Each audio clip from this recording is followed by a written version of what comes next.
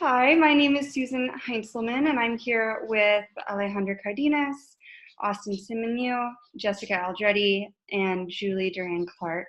And we're going to talk about our replication study on choice and on-task behavior. So on-task behavior is essential for increasing independence and success across environments. It's essential in the school setting, it's essential in work. It's really something that's going to benefit individuals across pretty much all aspects of their lives. Interventions to increase on-task behaviors have included introducing white noise into the environment. That's something we heard about in a previous group's presentation. Reinforcing on-task behavior is another option. Teaching self-monitoring of behavior, as well as adding choice as an antecedent intervention. All of these have been researched. There are various ways to increase on-task behavior. So choice can actually be applied as either antecedent to behavior or consequent to behavior as reinforcement. The study that we are replicating and what we're specifically looking into is using choice as an antecedent condition. The reason being that choice as an antecedent condition may have some advantages over choice as a consequence. So using choice for behavior change is an evidence-based practice that can increase on-task behavior, decrease problem behavior, and increase independence. Specifically, choice has been shown to help decrease escape-maintained problem behaviors. According to Howell, Duvani, and Story in 2018, providing choices can help reduce problem behaviors and increase on-task behavior in specifically the school setting. So the study that we were replicating was by Taskey, Redred, Schultz, and Rapp in 2008, titled Using Choice to Increase On-Task Behavior in Individuals with Traumatic Brain Injury. The participants were 3 adult women diagnosed with traumatic brain injury aged 21 to 42. They were in an inpatient hospital providing rehabilitation services for individuals with traumatic brain injury. And the design was an A prime B reversal design. The A prime there means that it was a yoked control. And what a yoked control means is that they, instead of just going back to baseline, instead of just going back to choice, or to task assigned, they went above and beyond that and took the activities that the participants had chosen in the intervention, and they assigned them to see if the difference between allowing for choice and allowing them to choose that order, if that choice was truly the variable that was making a difference in that versus assigning them that exact order. They defined on-task behavior as physical contact with one or more objects in a manner that could result in completion of a task. For example, gathering materials related to a task, manipulating materials to complete a task, or requesting assistance with a task. So as I just went over, they started with a baseline phase. This was task assigned. They said, you need to do these 3 tasks. You have 30 minutes to do it. Go. The next phase was intervention. In the intervention phase, they were handed a list of 9 tasks and instructed to choose 3 tasks from that list of 9 to complete in the 30 minutes. After that, they went back to the task assigned or yoked control condition, where they assigned the tasks that they had selected in the intervention condition to see if it truly was the choice that was making the difference between the baseline and intervention, as opposed to just what happened to be the tasks. It wasn't based on difficulty of tasks or anything like that. And then they went back to intervention and choice. The lists that they were handed include these 9 tasks, which were things like laundry, vacuuming, making a bed, writing in a journal, walking, and dusting furniture. The participants were instructed to complete the tasks, mark them off, and then return the list to staff when they were completed. Data collection was momentary time sampling, or a variation of it. The 30-minute sessions were divided into 5-minute intervals, and occurrence or non-occurrence of on-task behavior was recorded in the last 10 seconds of each of those intervals. What this study found was that on-task behavior increased from the first task assigned phase to the first choice phase, as you can see in the graph on the right here. And then this change was replicated again in the subsequent phases. So it's really obvious for Rebecca and Amber. The change is pretty dramatic. Rebecca, you can see her on-task behavior initially declined in the baseline phase, then it jumped right up to 100% in that first choice phase, dipped down, and then remained at 100% for the remainder of that phase.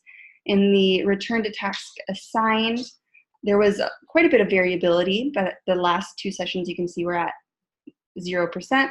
And then in the final choice phase, she went all the way back up to 100% across the board. For Kara, you can see she had a lot more variability. The clearness of this functional relationship is not there in Kara's data. Her initial task assigned phase was very variable. Her first choice phase was very variable. The next task assigned phase, again, was very variable. And then the final choice phase was more stable, but still up and down.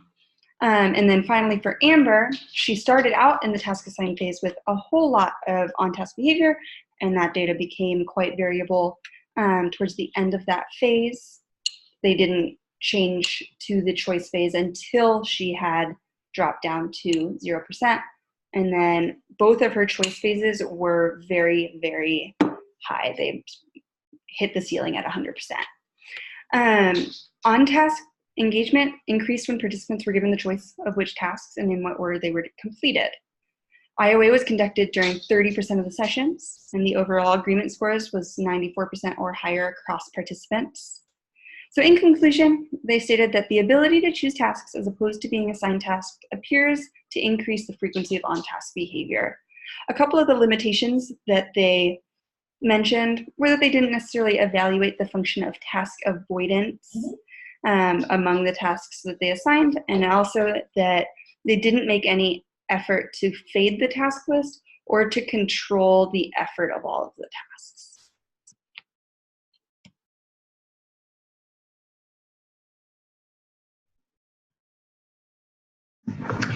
All right, hi everybody. For the methods section, there were 5 participants that were graduate students from Ball State University. They were Alejandra, myself, Jessica, Julie, and Susan, all between the ages of 23 to 43 years old.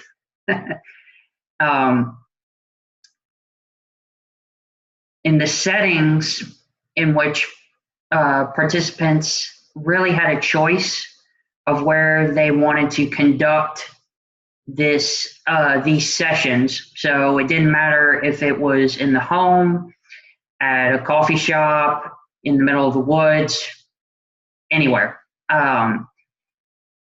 As long as you had a decent internet connection and a good device to record the session, you were fine.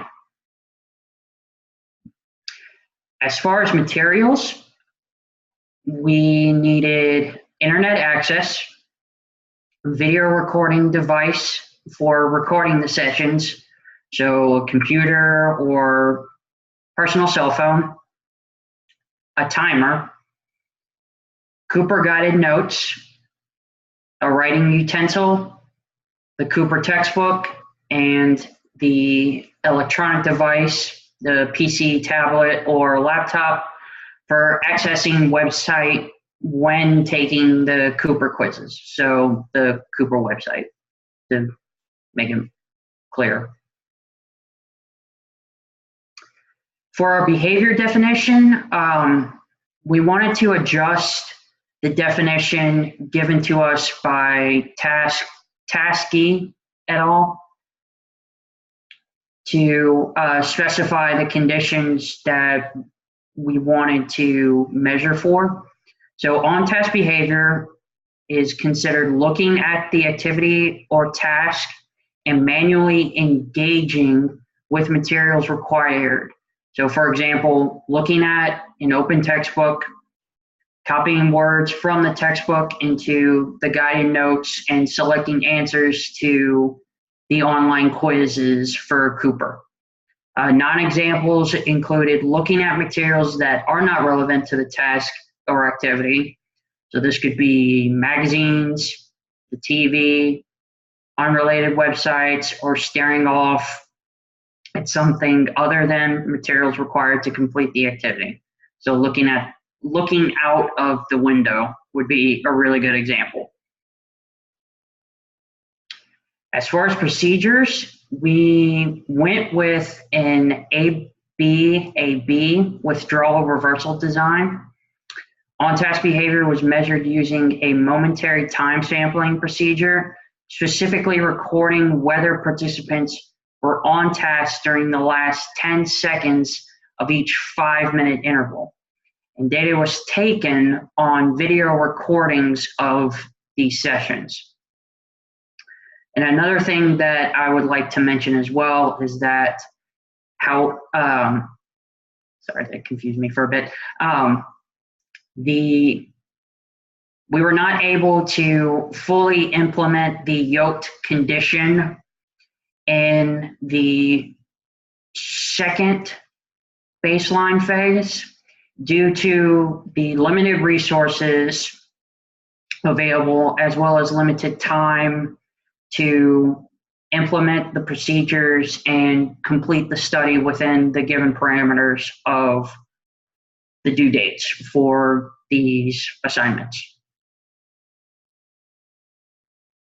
And as far as data collection goes, data collectors recorded whether participants were on task or not during the last 10 seconds of each interval.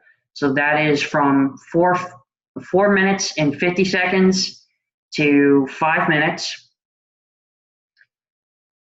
And then these 3 tasks or activities were worked on consecutively, each lasting for a duration of about 10 minutes for a total of 30 minutes per session.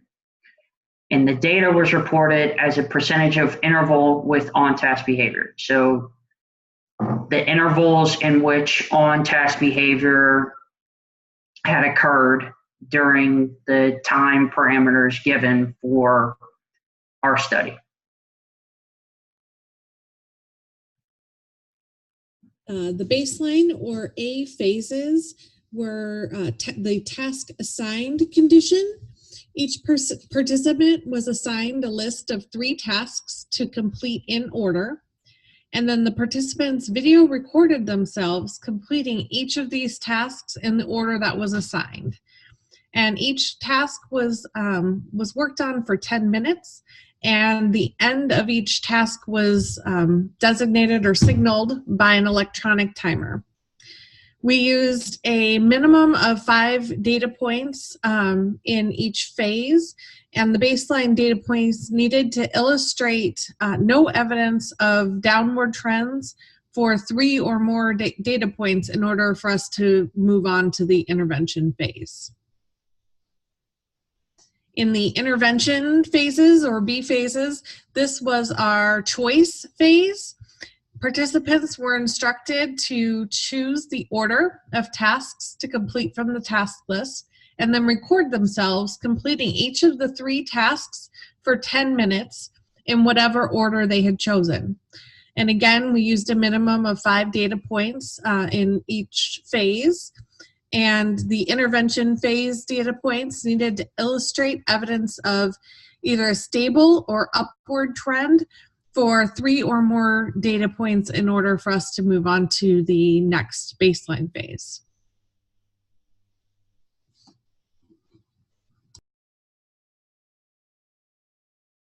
Okay, so this is my graph, and on the side there is a little table of all my range and mean percentages.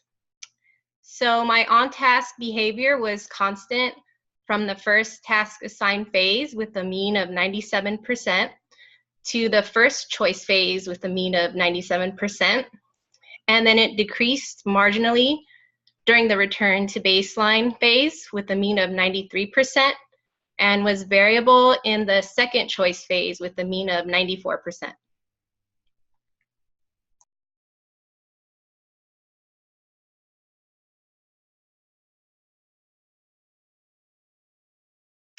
All right, so this is my graph. On-task behavior increased from task assigned with a mean of 90% to the first choice phase with a mean of 100%, then decreased in the return to baseline phase with a mean of 93%, then immediately increased and stabilized in the second choice phase with a mean of 100%. And I also want to mention that although it's not entirely visible, this does display a very, very weak, probably the weakest that I've ever seen before, functional relationship between the independent and the dependent variable.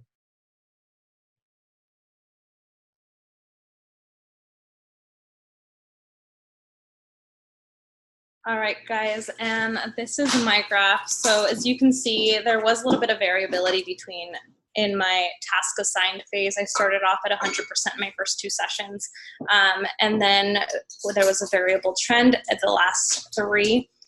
On my task assigned choice, I went over to 100 and then went down to 80 for about 2 and then stabilized to 100, then moving over to my task assigned with my mean being at 97%. And then at my last choice phase, I was at 100% across all sessions.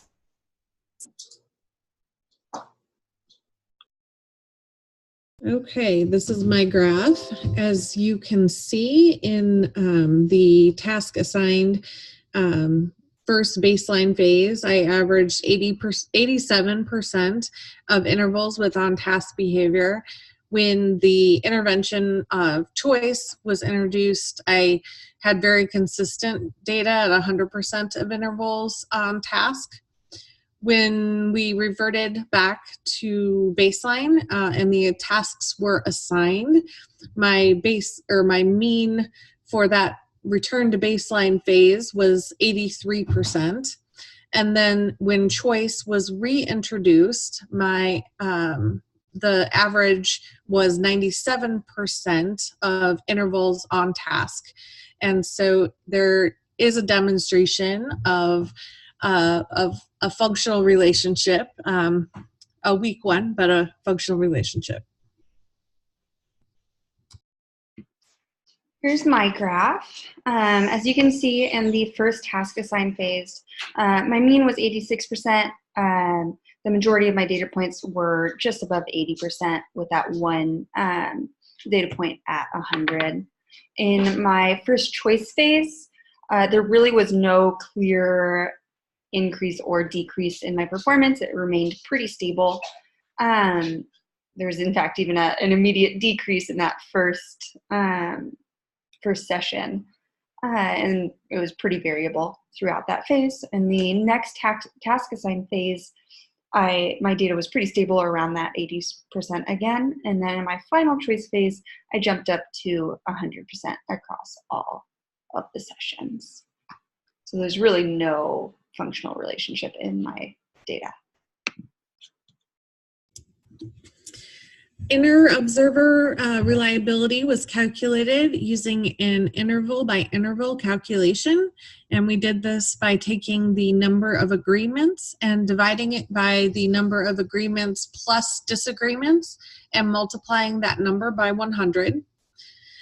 Data was coded by a second observer during more than 30% of sessions for all participants. An agreement was noted when both observers scored an interval as the target behavior either occurring or not occurring. And across all participants, IOA averaged 98% with a range between 93 and 100%. For treatment fidelity, we set an assigned order of tasks that was used by all participants throughout both of our baseline phases. And during all phases, we used timers to ensure that each participant switched between the tasks at the designated times. This ensured that all 3 of the tasks were completed and that no participant chose to stay on one task for the entire duration of a session.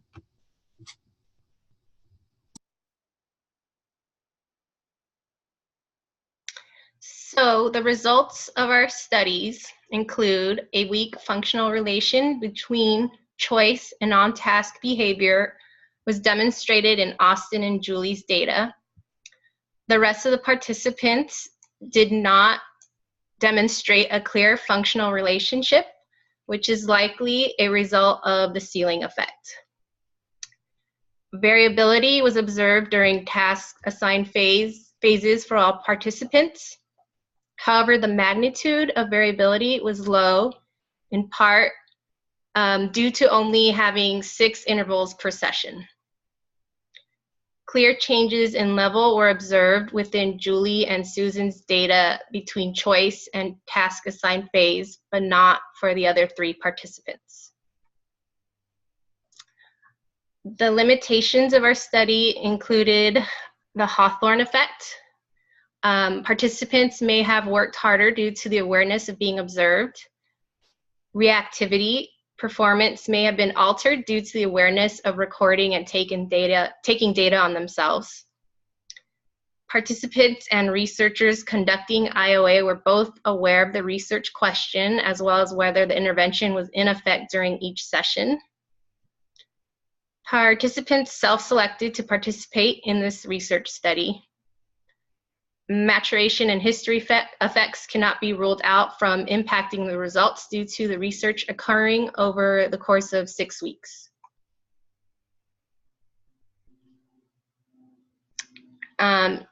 Sessions were conducted at various times of the day, which could have impacted participants' focus. Occasionally, multiple sessions were recorded in the day, which could have led to increased fatigue and therefore more off-task behaviors. The number and type of distractors varied in each participant's setting.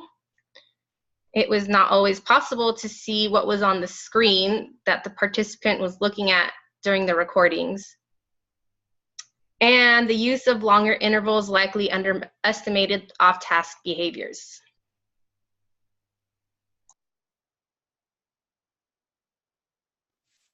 All right, guys.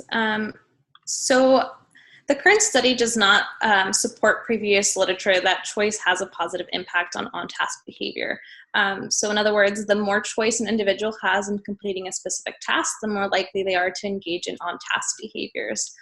This also gives gives greater variability that the original findings from Taskey and colleagues are generalized to the natural environment as well as other populations. Future research could investigate if certain choices increase or decrease on-task behaviors, such as toothbrushing versus flossing, and future research could also explore whether the complexity of task has an impact on the effectiveness of choice as an intervention. Additionally, we could also explore whether feeding the task list would have an impact on the effect of choice. Here are our references. And then now we could answer any questions you might have. All right, nice job, guys. That was an excellent presentation. The slides looked great. A lot of the groups I'll say to try to cut down on words whenever you can. So they were super clear. They look very professional, so very well done on the slides. This was also a really neat project because I've never had a group try to replicate this study before, so I kind of wanted to see how it turned out. I really liked your list of limitations at the end because you kind of identified some things that I sort of had a hunch might happen when you guys selected this study. Part of it is just your knowledge of the initial results because that may influence your performance. So that's something that's good to mention as a limitation, as well as the reactivity that you're being recorded and you're being observed, so that also can influence your behavior as well. And so I think you guys saw that with the ceiling effect that you mentioned for a number of the participants, and you were spot on with, I think it's Julie and Austin's data, that you guys do show like slight functional relationships, but you also have very high levels of on-task behavior during baseline. So it is a weak relationship, but there's a little more variability within those phases, and it's slightly lower. So I think that you guys are correct in how you're interpreting the data. So I think that's good. I actually appreciate you guys going into explaining the yoked condition in the original study. And thank you for adding the graphs of the original study too, because that was a nice sort of refresher for me. But I was, I don't know if I quite grasped it when I was first looking at the study to approve it. And I do think it's impressive that they got the results that they did, even though they may have only gotten it for 2 out of 3 participants, because for them to go back to the, in the baseline, the reversal design, for them to select the conditions, but just assign them, and I can kind of understand why they were controlling for choice. However, I would argue that the participants could have also selected just a preferred sequence of activities. So there is a chance that their behavior would not have gone back down to their regular baseline levels. So I'm a little surprised that they decided to do that in the original study. And I think it's fine that you guys didn't, because you still had then like a task assigned condition. So I have a couple questions. One is like, do you think that another thing I wanted to mention too is that I think you guys were also, it was important to mention, it was a note that I wrote down, is that we know to get the most accurate estimate of behavior when we're doing momentary time sampling or any sort of interval recording, we want the intervals to be 30 seconds or less. So when you have a 5-minute interval, you guys could have been off task for 4 minutes and 40 seconds, and you all knew when the interval was that was going to be recorded. So you probably, during the end of the interval started to be sure you were on task.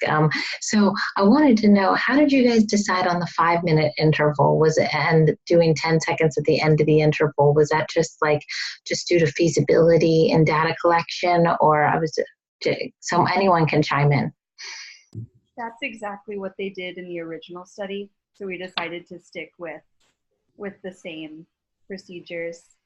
But I definitely did find myself just doing whatever I wanted and then looking at the clock and saying, oh, it's time to be on task.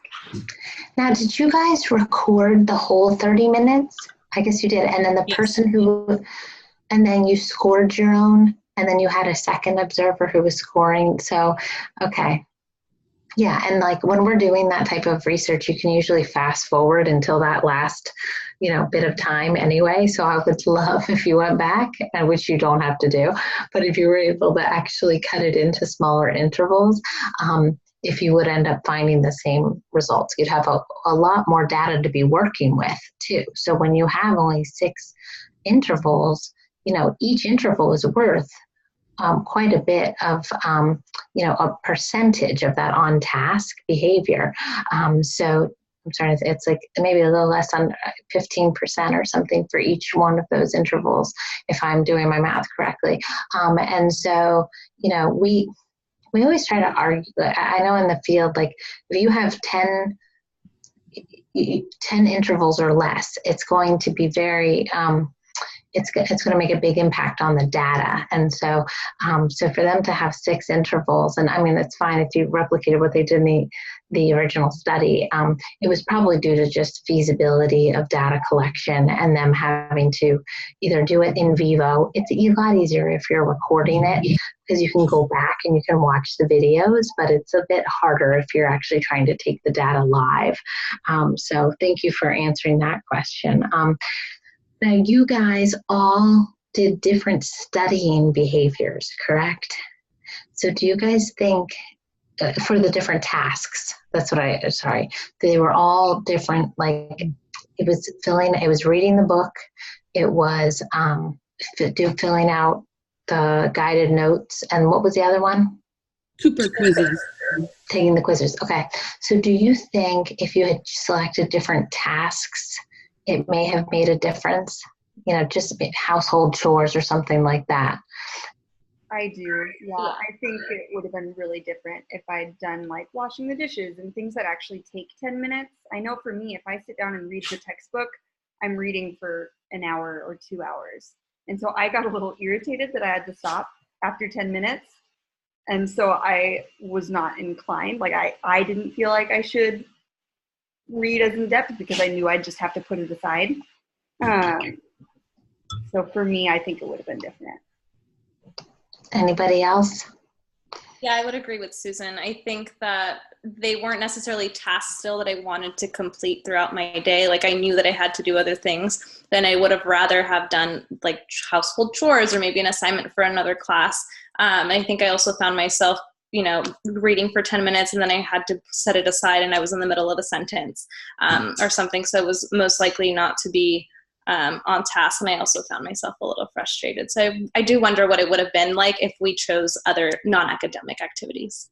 Well, let me ask you guys another question. In the original study, did they all have the same tasks or were they individualized? Did each participant have a different list of like the activities or the tasks that they had to perform? It was a set list. They had a list of 9 tasks. And each of them had to do all of those, the same tasks. Like it was, or it would, a selection of whatever those 9 tasks were. Okay. So that was held constant because it would be interesting if it had been like household chores or something like that, and it could be individualized for each participant, because then that kind of gives you, I think, a little, you lose some of the control across the participants in terms of the which tasks are being selected. But when you arbitrarily select all the tasks too, that might also influence the performance. And so I think that's interesting to know. And I'm impressed that you really did do your best to follow the original study to a T. And so, sometimes you'll have to make some tweaks for a replication, but you guys did the best you could to try to follow the procedure as close as possible. Now, one thing I might have missed is the treatment integrity. Did you guys actually calculate treatment integrity for each participant? No, I mean, we had the a checklist or for doing, Susan, you're bringing the treatment fidelity back up. We had the assigned order for tasks that each participant was supposed to do during the baseline phases, and then we all used the timers to switch between tasks at the 10-minute mark, and then yes, those were the things that we used to measure fidelity. Okay, so you have that in the task assigned condition, or the choice condition, I'm sorry, because your choice condition is technically your intervention condition, right? Yes. You have the participant choice, you have the timer being set and the task being switched within a certain amount of time. And then what was the other component they had to do? Was there another one? Or was it was just those 2 steps? Yes. Okay. So I'm trying to think if there's a way. In the original study, they had to check off the tasks as we did them, or as they did them. Okay, so there would have been like one more. Was that in both conditions though too? Was it in the task assigned and the choice? I'm actually not positive. Okay. I'm pretty sure it was in the original study. Yeah. It may have been in both conditions. You technically have like almost 2 interventions essentially. It's not like a pure baseline phase in that like you have because you actually have a task assigned in that condition. So you could actually collect treatment fidelity for both of those phases. The one thing I'm trying to figure out is if you could go back and somehow find a way to calculate. Do you guys still have your sessions recorded? Mm-hmm. So usually 30% of sessions are scored for treatment fidelity purposes, and you would want to have a checklist that would be able to identify that choice was involved in the choice condition and that the tasks were completed for that entire duration of time in which they were supposed to be completed. Was it 3 tasks in each session. And so even if it's a simple 2-item checklist, but you're able to go back for 30% of your sessions. And then I would actually do a treatment fidelity check for not just the choice condition, but do it for the task assigned. This is one of the perfect studies. It really makes sense to do it for both, because you would want to show that there isn't choice involved in the other condition. So in that condition, your checklist would look a little different in that the tasks were assigned to the participant and that it was completed for that duration of time. And then you can, for those, it's only 2 items. So I mean, whatever, for the purpose of this project, you can just, it's either going to be 0, 50, or 100 for that particular session. And then you can provide a treatment integrity. What you would want to do it that's add a treatment integrity calculation for each participant for each phase, for the task assigned and for the choice condition, so that then you can present treatment and fidelity data for each person. And it just shows you that the treatment was implemented as it was intended, that there was no choice in the task assigned condition, and that you had, and that the participants actually were able to choose in the choice condition as opposed to having the tasks assigned to them. And it's just a good way to practice it. Yours is actually a pretty simple checklist compared to some of the other studies that might have more components to it. So if you're able to go back and do that, that would be good.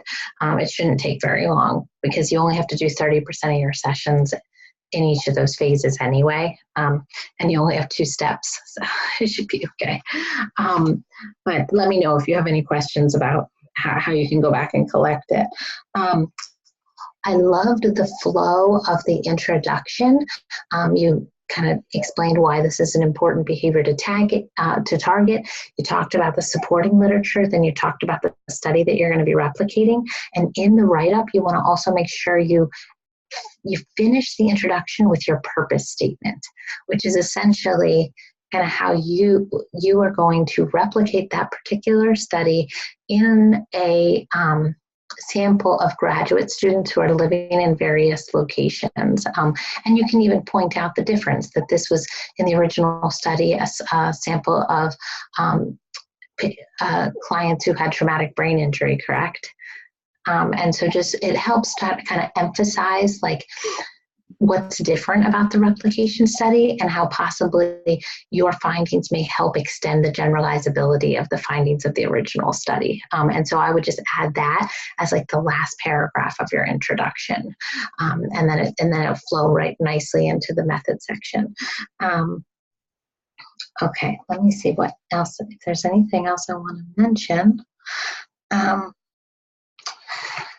This is another question, and anyone can field it. It's just like you guys mentioned the ceiling effect, but how many of you feel that your performance may have been influenced by just your knowledge of the results of the original study? Me. Yes, me too. Me as well. Yeah, and did you? And so that probably made a big difference in a number of these studies. I don't know, did a group in this particular section do the on-task behavior with white noise? Mm-hmm. Yeah. Yes. Yeah, that's another one where I really feel like the awareness of the results of the original study can very much influence your behavior as you may be trying to replicate those results. But in addition, we also find in those studies they have very high on-task behavior and baseline too, and that has a lot to do with recording yourselves. And so I think that, you guys mentioned too that the reactivity is definitely a factor. So it's still good practice, but it's one of the challenges of serving as both the participant and the experimenter for sure. Okay, let me see if there's anything else, but I think that was, one other thing. Okay, sorry, this is going to be the last question. When you guys were recording yourselves and you were scoring the data, now you guys had pretty good IOA, but like I find if you can't see what the person is actually looking at, it's going to be really hard for you to tell that it's actually on-task behavior. because they could be looking at who knows what, an iPad with cartoons on it or something, but you're assuming they're looking down at the textbook or they're looking at their guided notes. So did you guys, how did you deal with that? Like, where did you position the camera? Was it almost, I mean, you'd have to be really strategic about where you put the camera, and then also did you have all the materials that were in front of the person too? So how did you guys do that? For the most part, we had the camera either facing the keyboard or like the screen, or if it wasn't facing the keyboard or the screen, it was facing the textbook or the printed guided notes. So I think some of us had some type of way to know that we were doing or looking at what we were supposed to. I think maybe I couldn't see Austin's screen in some of his videos. I could see that he was looking at the screen, but I couldn't see directly like what was. And I think for some of my videos, I did that as well because I recorded on the other side of my laptop. So it really just was recording that at least something was occurring. But I do see how that could be a problem. We kind of just assumed and hoped that everybody would be doing what they were supposed to do. You didn't really get to look at their eyes to even like try to like gauge what they're attending to. But the assumption was if the camera is, I can see the book that you interpret that as they're reading the book. And so that I think would be, and you may have mentioned this as a limitation, but something that's good to include as well, because there's just challenges when you're recording someone. Ideally you do want to see their face and the materials, in a way, but it's hard to position the camera so that you can see everything you want. And even so, it can be like eye contact itself is very hard to measure. And even the idea of on-task behavior and how you would operationalize that.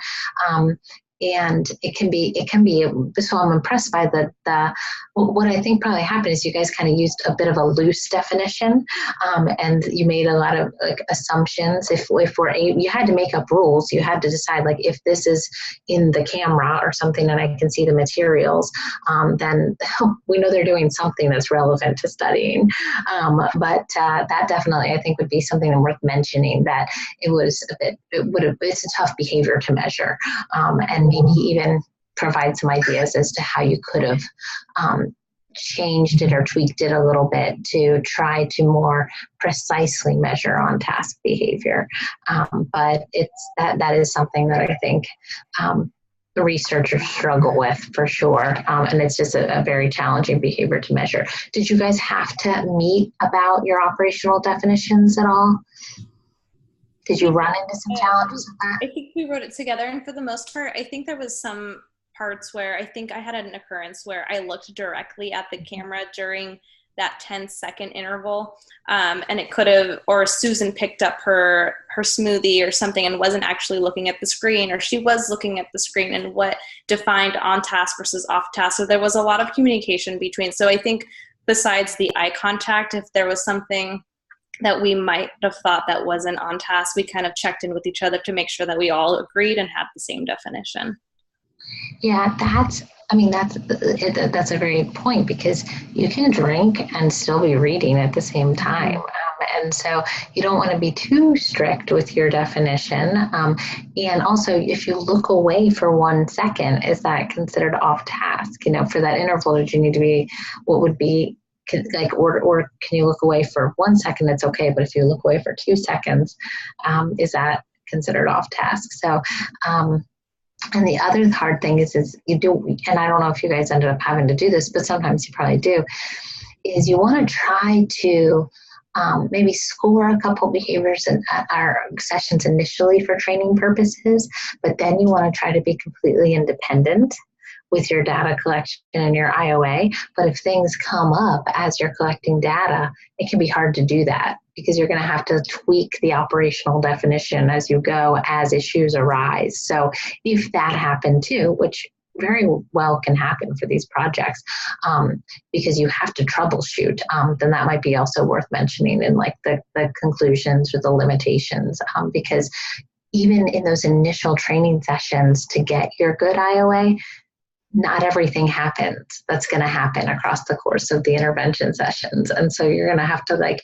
probably come up with some decision making rules for when the person is taking a sip of water and things like that come up. So, I think what is really cool about a study like this is that you get to practice actually scoring behavior.